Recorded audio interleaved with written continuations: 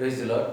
ஆண்டவரும் இரட்சகருமாய் இருக்கிற இயேசு கிறிஸ்துவின் நாமத்தினாலே இந்த அனுதின வாழ்வின் மன்னாவின் நிகழ்ச்சிக்கு உங்களை அன்புடன் வரவேற்கிறேன். கர்த்தர் தாமே உங்களை ஆசீர்வதிப்பாராக. இந்த நிகழ்ச்சியை கேட்டுக்கொண்டிருக்கிற பிள்ளைகள் ஒவ்வொருவரையும் கர்த்தர் அளவில்லாமல் ஆசீர்வதிப்பாராக. இந்த நாள் அனுதின மன்னாவின் வாழ்வுக்காக நாம் எடுத்துக்கொள்ளும் எஸ்தரின் புஸ்தகத்தில் 4ஆம் அதிகாரம் 14வது வசனத்துக்கு நேராக நாம் திருப்பிக் கொள்வோம். இல்லை வேதமிடியாக சொல்லுகிறது, நீ இந்த காலத்தில் மௌனமாய் இருந்தால் யூதருக்கு சகாயமும் ரட்சிப்பும் வேறொரு இடத்திலிருந்து எழும்பும். அப்பொழுது நீயும் உன் தகப்பன் குடும்பத்தாரும் அழிவீர்கள். நீ இப்படிப்பட்ட காலத்துக்கு உதவியாய் இருக்கும்படி உனக்கு ராஜமென்மை கிடைத்திருக்கலாமே, யாருக்கு தெரியும் என்று சொல்ல சொன்னான். ஆமென். அல்லேலூயா. கர்த்தருடைய பரிசுத்த நாமம் மகிமைப்படுவதாக. அப்படியாக நீ இப்படிப்பட்ட காலத்துக்கு உதவியா இருக்கும்படிக்கு கர்த்தர் இந்த நாட்களிலே உங்களை தெரிந்தெடுத்திருக்கிறார். உங்களை ராஜாக்களாக ராஜாத்திகளாக கர்த்தர் உங்களை இந்த நாட்களிலே நியமித்திருக்கிறார். எதற்காக? நம்முடைய ஜனங்களுக்காக, நம்முடைய தேசத்துக்காக, நம்முடைய சொந்தங்களுக்காக. ஒருவரும் கெட்டு போத தேவ சித்தம் அல்ல. எல்லாரும் ரட்சிக்கப்பட வேண்டும். எல்லாருக்கும் சகாயம் கிடைக்க வேண்டும், உதவி கிடைக்க வேண்டும். அதற்காக இந்த காலத்திலே இப்படிப்பட்ட காலத்துக்கு உன்னை ராஜாத்தியாக ராஜாக்களுக்காக தேவன் ஏற்படுத்தியிருக்கிறார். இந்த காலத்தில் நீ மௌனமாய் இருக்கக்கூடாது.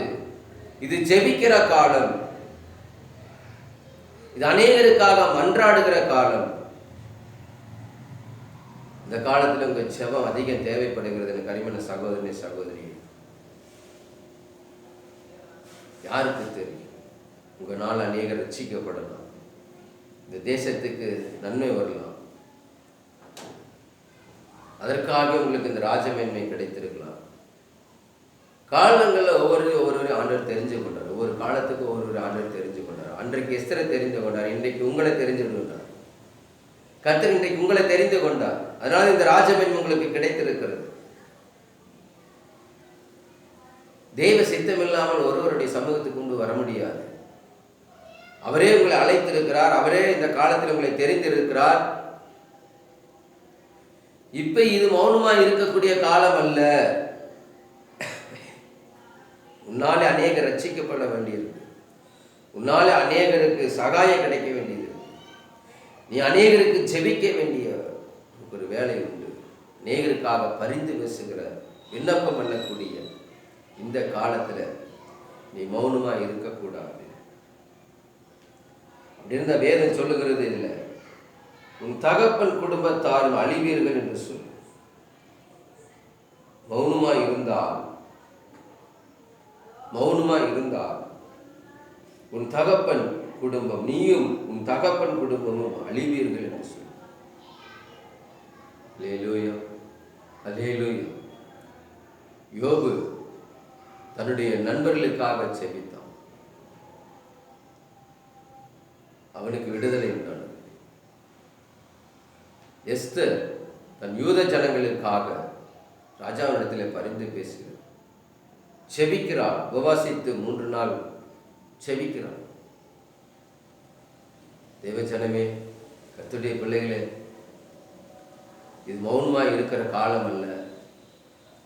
இது உங்களுக்கு கிடைத்ததான ஒரு மேன்மை, ராஜ மேன்மை. உங்களால் அநேகர் ரட்சிக்கப்படக்கூடும். உங்களால் அநேகருக்கு சகாயம் கிடைக்கக்கூடும். அதனாலதான் உங்களுக்கு இந்த ராஜ மேன்மை கிடைத்திருக்கிறது.